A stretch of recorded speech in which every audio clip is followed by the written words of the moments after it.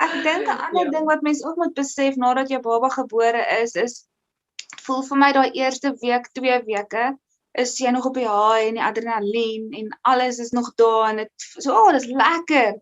En dan besef jy maar hierdie mensie gaan nooit weg nie. Dit soos hou aan. En dan nie na 3-4 weke dan besef jy is moeg en dit hou nie op nie en jy moet nou aanpas want hierdie is nou jou nuwe normaal.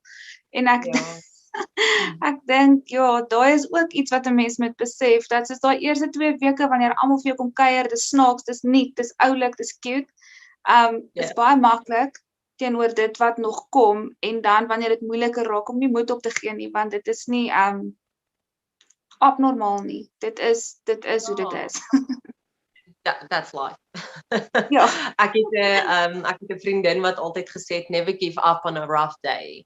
En dis gewoonlik my advies vir mammas wat borsvoed ook. Daai harde dae, daai moeilike dae, moenie daai dag opgee nie.